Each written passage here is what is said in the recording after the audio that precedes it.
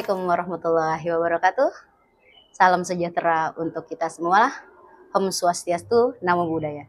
Shalom. Halo untuk seluruh penikmat podcast. Perkenalkan, saya Mega Puspita. Kali ini saya akan mendirect program Amplop Tipis, di mana nanti kita akan berbincang dengan salah satu pekerja marginal. Nanti kita akan mengulik pengalaman-pengalaman beliau. Dan di sini langsung saja kita sambut Mas Acep. Siap. Assalamualaikum. Waalaikumsalam Salam kenal. Siap. Selamat datang di program Amplop Tipis. Yang penting tetap terisi. Meski dalam hati sedikit miris, meski tipis tetap harus tersenyum manis. Nah, itu slogan baru itu. Luar biasa. Amplop tipis, Amplop tipis. tapi tetap harus tersenyum Harus manis. tersenyum manis. Pada kesempatan kali ini, saya berkesempatan untuk bisa ada di program Amplop Tipis. Sebenarnya pengen kepo sih Kepo. terkait kegiatan-kegiatan Mas Acep sebagai sopir ambulan ya? Ya. Sopir ambulan di Supir ambulan di RSUD Kota Bekasi. RSUD Sekarang Kota Bekasi. RSUD Dr. Hasbullah Abdul Majid Kota Bekasi. RSUD CAM RSUD Kota Cam, Bekasi. Kota Bekasi. Oke. Ini Mas Acep boleh apa Kang? Acep tuh Kang biasanya aja, Acep iya. itu Sunda. Iya, Acep itu Saya identik asli- dengan Sunda. Saya asli Bandung. Wah. Dan orang Sunda itu identik dengan pengulangan nama. Acep Suracep, Acep Suracep. Saya adiknya Acep Gorbacep. Harusnya. Orang Sunda. Wih, Masya Allah. Oke nih, jadi sopir ambulan sudah berapa lama? TMT 2014 saya di 14. RSUD Kota Oke, Bekasi. berarti sekitar 11-12 tahun lah. 2014, 2014. iya 11 tahun kurang lebih ya. Kenapa memilih jadi sopir ambulan? Kenapa nggak langsung jadi dokternya, Iya. pemilik rumah sakit? Iya. Pengennya sih begitu. Iya. Kenapa pada Kemudian, akhirnya? ya karena yang pertama itu kan nggak ada lagi sih, memang takdirnya di situ kali saya. Nasib berarti ya, bukan Nasib, takdir. garis tangan. Garis tangannya Garis ada tangan. di situ. Tapi memang basic suka ngedrive. Basic dari SMA saya Bisa ngedrive gitu ya. Jadi Iya. supir angkot dulu kan, pulang sekolah nyupir angkot. Pulang sekolah nyupir angkot buat Kenapa nggak uang nyoba jajan. F1? Kenapa harus ambulan? Nggak kepake saya. Nggak kepake saya di Evan. Kepakainya di supir Berarti ambulan itu. kurang lebih 11 tahun ya. Ya. Di awal memang di RSUD. Langsung berada di ambulan. Iya, di RSUD RSUD Kota Bekasi. maksudnya. Dari awal ya. Oke. Sampai sekarang. Mungkin bisa diceritakan nih untuk Kang Acep ya kan. Kenapa pada akhirnya terpanggil untuk menjadi seorang sopir ambulan dan memaknai pekerjaan ini tuh seperti apa nih Kang? Awalnya kan semua orang juga paham lah ya kan, Iya. bagaimana orang membawa ambulans, Iya. baik itu pasien maupun jenazah Iya. yang kita ambil itu kan tidak sembarangan. Semua orang mampu berkendara, Iya. semua orang bisa berkendara, tapi tidak semua orang mungkin dengan mentalnya ini bisa membawa ambulan atau mobil jenazah. Oke. Tapi karena keadaan lambat laun, bukan hal yang biasa ya. Sampai dengan sekarang pun halnya memang hal yang di luar kebiasaan sih yang begitu. Oke. Gitu. Kayak kan menganggapnya seperti itu gitu. Karena kewajiban kita orang-orang supir-supir ambulan ini yang memang pekerjaannya seperti itu harus kita jalani gitu. Oke. Dua, yang terpenting adalah setiap kendaraan yang berbau ambulans itu di dalamnya adalah kedukaan. Baik itu pasien maupun jenazah, itu kedukaan, panikan. Tidak ada kebahagiaan di situ. Ya mungkin orang pesta-pesta naiknya ambulan gitu kan. Pas yang berduka gitu. Atau was-was ya. Ini antara nyawa nih ya kan ya. Selesai di sini atau masih bisa berlanjut gitu. Kita harus begini. Apalagi misalnya di dalamnya ini pasien bukan jenazah ya. Oke.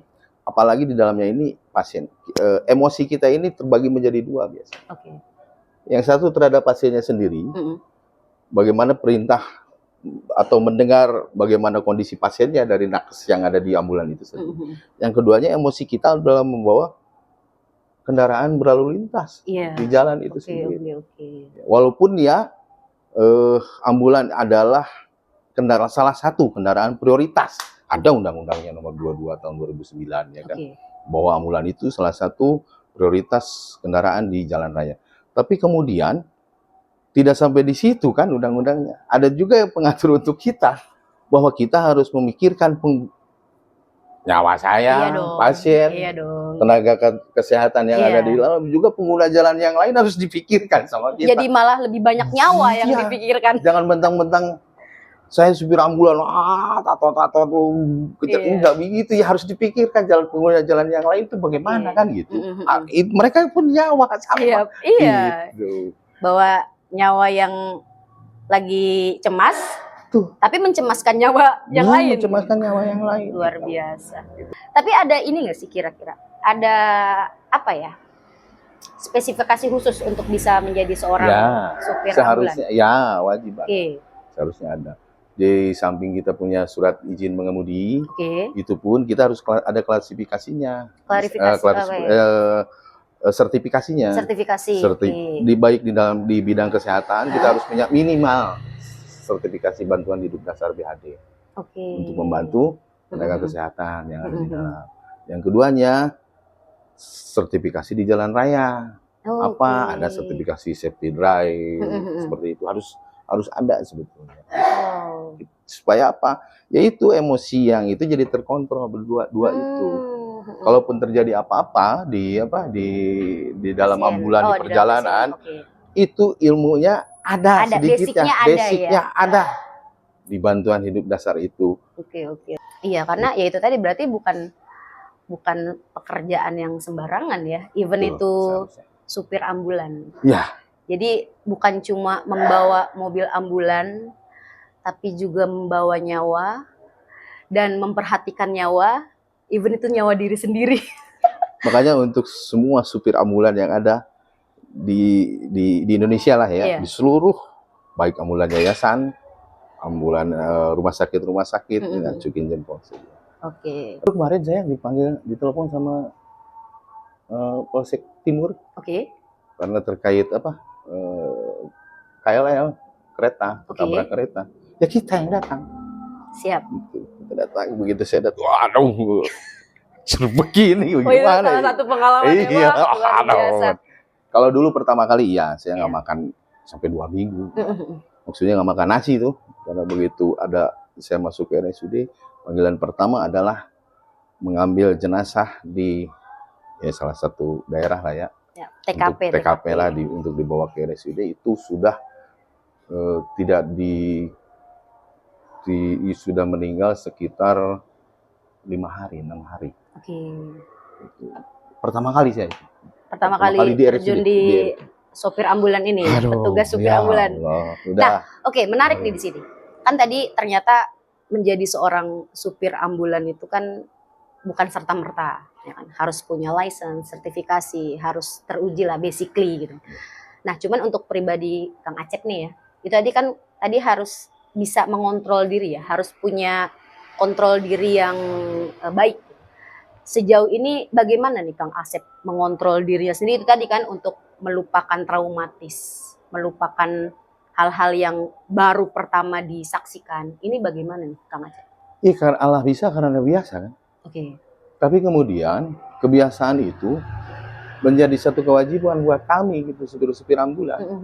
Bahwa itu memang tidak ada lagi yang bisa dikerjakan selain kita memang ada bagiannya.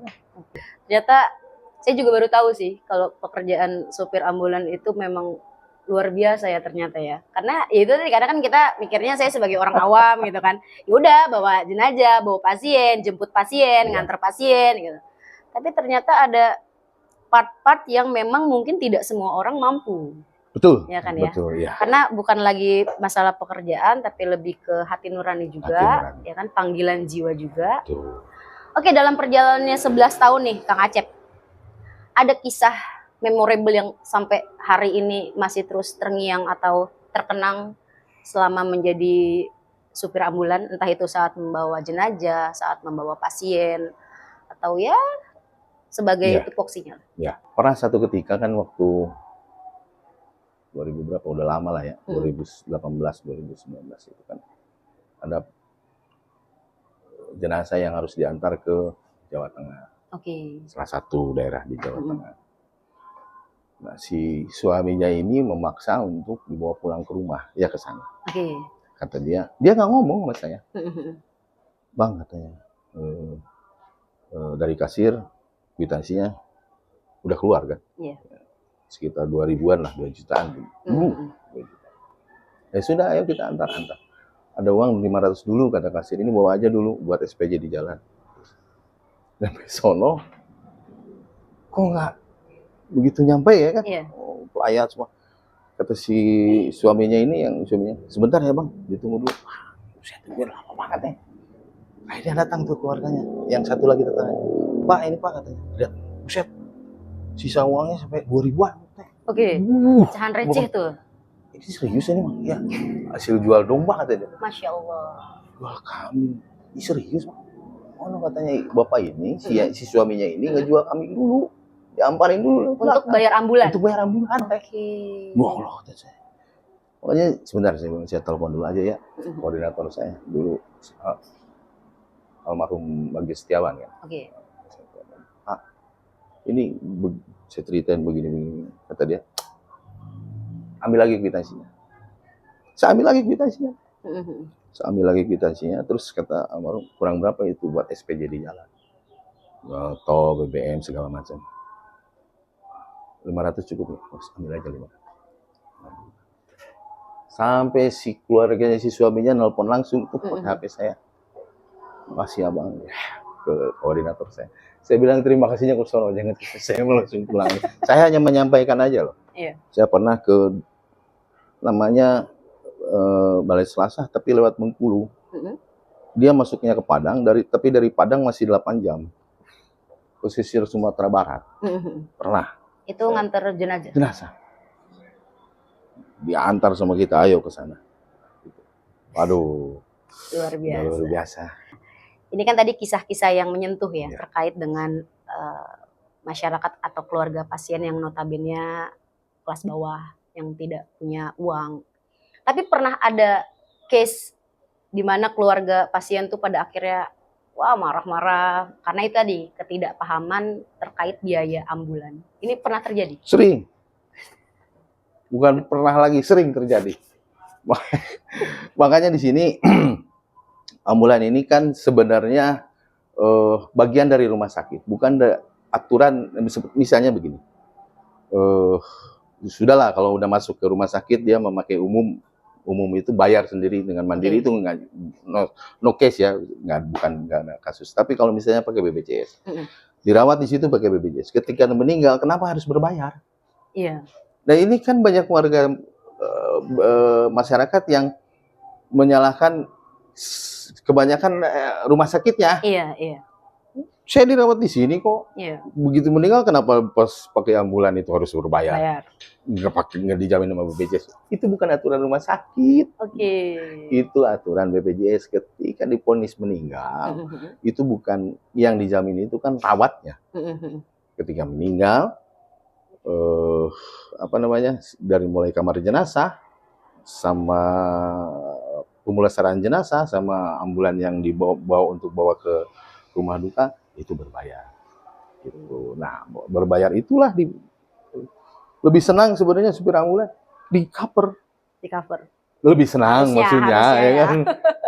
Oke, berarti saya mau BPJS oke, kita antar aja. Yeah. Kalau misalnya ada podcast begini nih, terus ada masukan ya udah kata BPJS. Siapa tahu ya kan. Ya. Karena ternyata itu menjadi kebutuhan yang harusnya krusial ya, yang harus diperhatikan ya. Iya dong. Dimana ini bukan lagi kesejahteraan personal driver ambulan, tapi memang terkait impact ke pasien juga ya, ke keluarga. Makanya saya pernah jam 3 subuh ditelepon sama bagian kasir.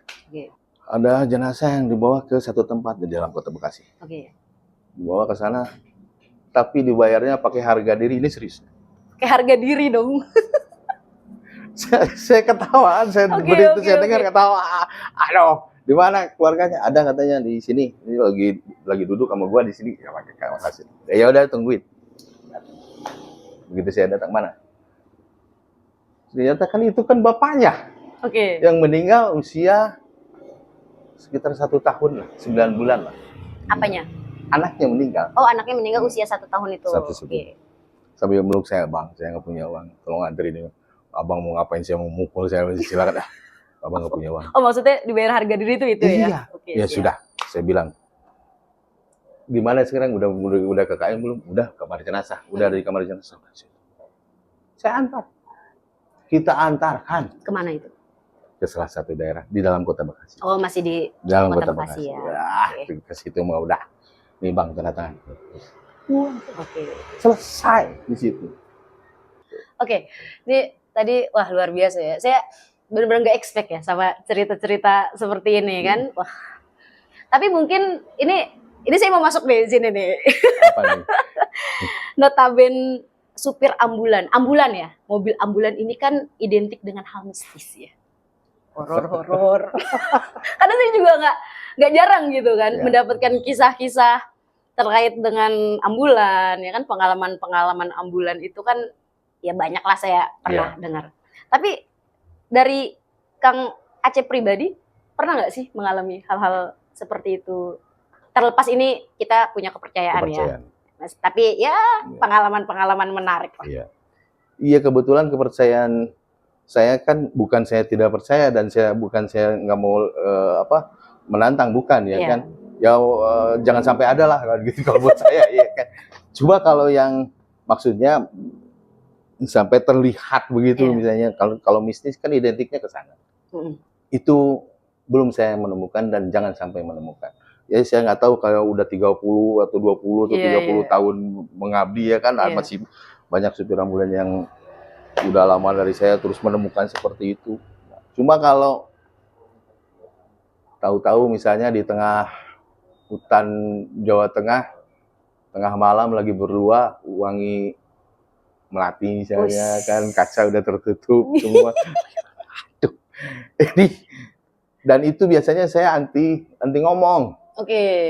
Kalau Pamali. Bukan. Oh, kalau saya ngomong itu takutnya ada di samping saya, tahu lagi begini di tengah-tengah lagi ngapain kan gitu, wah takut. Jadi tetap chill aja ya, santai aja. Kayak yang kalaupun ada dianya nggak takut, ya udah saya pergi gitu kan. Paling lirikan mata. Oke. Begitu kenceng nih, waduh ini apa nih bau melati. Saya lirik ke teman saya begini itu kan. Dia lirik, iya. Kode-kode lirik mata ya. Ya itu mah terang dulu, udah berhenti. Buka kaca, buka pintu, turun, ngerokok dulu aja di luar, buka pintu semua. Nah di situ baru ngomong, tadi iya katanya. Baru di review ya. Iya, karena kan mungkin kedoktrin juga sama film-film horor ya, di mana ambulan kita dan ilmunya nih, ilmu supir ambulan nih, jangan pernah lama-lama di tempat rumah duka. Oke, kenapa itu? Kalau lama-lama di tempat rumah duka, nanti hati kita bakal belok. Maksudnya? Hati kita bakal belok. Belok. Dari asalnya berani jadi takut. Ini gitu. serius ini, iya. Oke. Kenapa yang tadi saya bilang, daerah luar kota itu jangan identik dengan kota. Iya, jangan ekspektasi itu kota rame gitu kan. Rame, bawa ke mana nih, ke Pacitan misalnya. Oh, kota Pacitan, buset. Jangan, gunung tuh pasti. Siap. Oh, syukur-syukur kalau begitu. Oh, ini kota, alhamdulillah itu mah rezeki kita. Iya, kan? Wah, ini mereka tuh di kota. Tapi kita harus mental kita udah siap di ujungnya. Begitu nyampe di sana jam 12 malam, jam 1 malam, itu jangan lama-lama di situ. Begitu berhenti, turun jenazah, administrasi selesai semua, pulang. Langsung pulang. Kenapa? Karena nanti 100% warga Indonesia pasti pertanyaannya sama. Apa? Begitu duduk dengan tetangganya, berani supir ambulan ke sini ya? Dibelokkan di situ tuh. Yang tadinya nggak apa-apa, jadi kenapa-napa ini denger ceritanya nih. Situ tuh. Pak, katanya suka ada pocong apa segala macam, yang ada tuh, ada beringinnya begitu tuh Pak. Itu jam segini tuh. berani nggak kalau Iya. kondisi saya pulang sendiri, ya kan? Terus ngobrol sama warganya begitu, alasan saya apa buat duduk di situ kan? Gitu. Jadi mentalnya jadi belok. Iya. Pulanglah kita kan, pulang. Karena dengar cerita yang tadi itu. Aduh. Jadi ke mindset juga Iya, kan. si keringat udah segede begini, wajar dong. Ya manusia itu. Manusiawi Oh, sih, kalau manusiawi. takut, kalau nggak takut mah begitu belokan kan kelihatan putih kan, udah darah udah di sini nih. Astagfirullahaladzim. Cuma satu, saya pasti memastikan kan. Oke. Saya tuh nggak langsung ngebut gitu terus cerita ke temen, soalnya ada pocong. Kagak, saya wah astagfirullah, saya lihat tuh, oh spanduk putus sialan gitu. Malah makin di make sure ya ini hal-hal goib nih kan ya. Ketemulah di depan itu kan jalan rusak banget tuh. Dikebut asfaltah.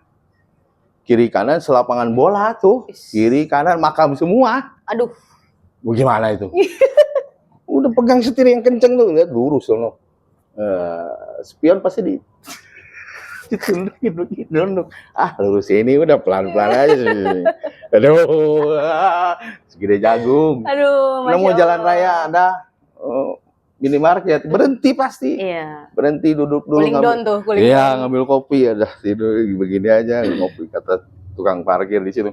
Berani lewat situ, berani pala lo ini, lihat nih. Kalau nggak berani nggak pulang-pulang, Pak. Gitu. Sama, iseng juga seperti itu. Ya berarti kan itu tadi balik lagi, memang seorang sopir ambulan ini harus punya kontrol diri yang baik ya, mental yang baik gitu kan ya. Oke, tapi ini udah 11 tahun ya? 11 tahun. Masih betah? Harus betah. Harus betah. Mau kemana lagi saya? Harus dibetah-betahin aja, udah nggak ada lagi pilihan lain. Satu itu, keduanya saya anggap sedekah tenaga aja lah. Selebihnya sedekah tenaga. Tapi udah enjoy ya untuk udah enjoy. Ya 1 dekade kalau mau dibandingin sama sepuh-sepuh tadi kan. Sepuh-sepuh tadi. Mungkin sepuh-sepuh yang lebih banyak yang udah 20 tahun, 25 tahun, tapi kemudian mereka merasakan hal yang sama bahwa saya dan kami supir-supir ambulan setiap hari itu pasti yang kita bawa ini kedukaan. Orang yang panik, orang yang berduka, orang yang menangis, orang yang ditinggal pergi selama-lamanya, orang yang berharap supaya keluarganya ini bisa kumpul kembali. Itu emosinya ada di sini ngumpul semua. Dan mungkin nggak semua orang mampu. Banyak yang kemudian setelah kita antar ke rujuk pasien misalnya, wah banyak yang kembali lagi ke RSUD, keluarganya loh khusus datang untuk makasih apa kemarin udah selesai, bapak saya sembuh lagi, terima kasih ya. Makasih. Ya itu tadi ya, pada akhirnya materi itu udah nggak ada nilainya ketika kita dapat apresiasi yang tinggi. Ya kan? Materi itu dibahas nanti di rumah, begitu pulang ke rumah. Aduh puyeng aing. Begitu udah masuk ke rumah sakit lagi, atribut saya disimpan dulu. Udah, saya ini fokus ke sini aja. Pura-pura saya punya uang aja.